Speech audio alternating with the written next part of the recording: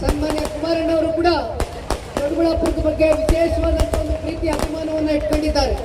ನಮ್ಮ ಕಾರ್ಯಕರ್ತರುಗಳು ಏನ್ ಆದೇಶ ಹೊರಡಿಸ್ತಾರೋ ಅದೇ ಅಂತಿಮ. ಇದು ಕಾರ್ಯಕರ್ತರ ಪಕ್ಷ, ಕಾರ್ಯಕರ್ತರಿಂದ ಉಳಿದಿರ್ತಕ್ಕಂಥ ಪಕ್ಷ. ಮುಂದೆಯೂ ಕೂಡ ಕಾರ್ಯಕರ್ತರಿಂದ ಜನತಾದಳ ಪಕ್ಷ ಅಧಿಕಾರಕ್ಕೆ ಬರ್ತಕ್ಕಂಥದ್ದು ಶತಸಿದ್ಧ ಮತ್ತೆ ನಿಶ್ಚಯ. ಜನತಾದಳ ಪಕ್ಷದ ರಾಜ್ಯ ನಾಯಕರದಾಗ್ಲಿ ಅಥವಾ ದೊಡ್ಡಬಳ್ಳಾಪುರದಲ್ಲಿ ಇರ್ತಕ್ಕಂಥ ಮುಖಂಡರಾಗ್ಲಿ ರಾಜಕೀಯ ಭವಿಷ್ಯದ ಪ್ರಶ್ನೆ ಅಲ್ಲ. ಇಲ್ಲಿ ಪ್ರಶ್ನೆ ಇರ್ತಕ್ಕಂಥದ್ದು ದೊಡ್ಡಬಳ್ಳಾಪುರ ಕ್ಷೇತ್ರದ ಕಾರ್ಯಕರ್ತರ ಮುಂದಿನ ಭವಿಷ್ಯದ ಪ್ರಶ್ನೆ. ಯಾವುದೇ ಆಸೆ ಇಲ್ದಿರ ನಿಸ್ವಾರ್ಥವಾಗಿ ಈ ಪಕ್ಷವನ್ನು ಕಟ್ಟತಕ್ಕಂಥದಕ್ಕೆ ಕಾರ್ಯಕರ್ತರು ಇಲ್ಲಿವರೆಗೂ ಸೇವೆ ಸಲ್ಲಿಸ್ತಾನೆ ಬಂದಿದ್ದಾರೆ.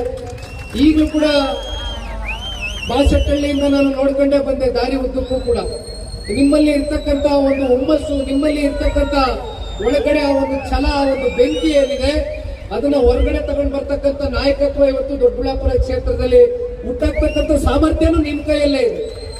ದಯಮಾಡಿ ಎಲ್ಲ ರೀತಿ ರಾಜ್ಯ ನಾಯಕರು, ರಾಷ್ಟ್ರೀಯ ನಾಯಕರು, ವರಿಷ್ಠರು ನಿಮ್ಮ ಜೊತೆಯಲ್ಲಿ ನಿಂತು ನಿಮ್ಮ ಬೆಂಬಲದಲ್ಲಿ ಇರ್ತಾರೆ. ಯಾರು ಧೃತಿಗೆಡಬೇಕಾಗಿಲ್ಲ, ಯಾರು ಕೂಡ ಆತಂಕಕ್ಕೆ ಒಳಗಾಗಬೇಕಾಗಿಲ್ಲ.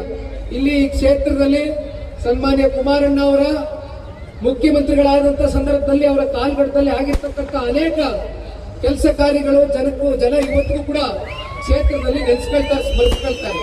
ಹಾಗಾಗಿ ಅವರ ದುಡಿಮೆಯನ್ನೇ ತಾವೆಲ್ಲರೂ ಮುಂದಿಟ್ಕೊಂಡು ಪಕ್ಷವನ್ನ ಕಟ್ಟತಕ್ಕಂಥದಕ್ಕೆ ಎಲ್ಲಾ ರೀತಿಯಾದಂತ ಅವಕಾಶಗಳು ಇವತ್ತು ನಿಮ್ಮ ಕೈಯಲ್ಲಿದೆ.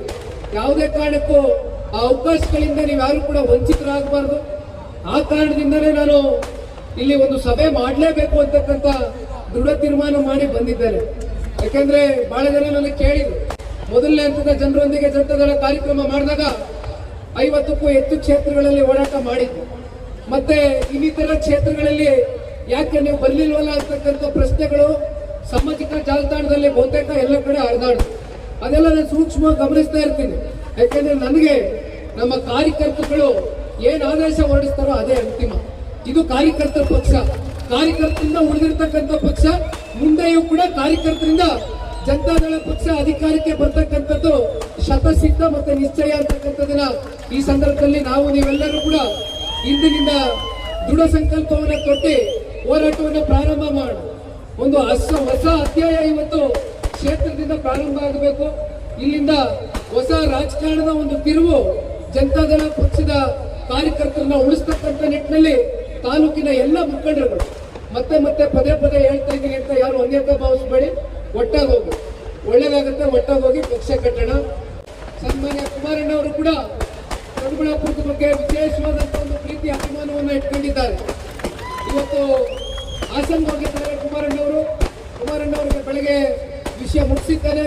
ಈ ರೀತಿ ಇವತ್ತು ದೊಡ್ಡಬಳ್ಳಾಪುರದಲ್ಲಿ ಪಕ್ಷದ ಕಾರ್ಯಕರ್ತರ ಮುಖಂಡರ ಸಹಕಾರದಿಂದ ಒಂದು ದೊಡ್ಡ ಮಟ್ಟದಲ್ಲಿ ಒಂದು ಕಾರ್ಯಕ್ರಮವನ್ನು ಮಾಡ್ತಾ ಇದ್ದಾರೆ ಅಂತಕ್ಕಂಥದ್ದು. ಕುಮಾರಣ್ಣವರು ಒಂದೇ ಮಾತಾಡಿದ್ರು, ನೋಡಪ್ಪ ನನಗೆ ವಿಶೇಷವಾದಂತಹ ಪ್ರೀತಿ ಇದೆ, ದೊಡ್ಡಬಳ್ಳಾಪುರದಲ್ಲಿ ಇನ್ನೂ ಸಾಕಷ್ಟು ಅಭಿವೃದ್ಧಿಯ ಕಾರ್ಯಕ್ರಮಗಳು ನೆರವೇರಬೇಕಾಗಿದೆ.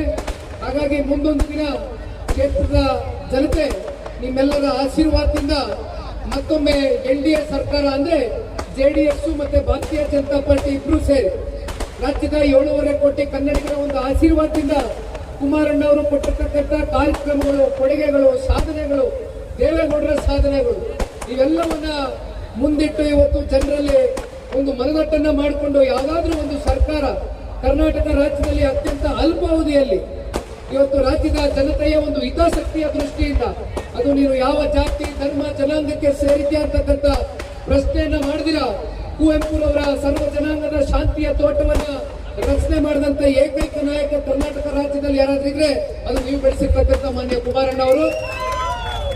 ಅಂತ ಕುಮಾರಣ್ಣ ಅವರ ನಾಯಕತ್ವದಲ್ಲಿ ಮುಂದಿನ 2028ರ ಚುನಾವಣೆಯಲ್ಲಿ ಜನತಾದಳ ಪಕ್ಷ ನಾವು ತಯಾರಾಗಬೇಕಾಗ್ತದೆ.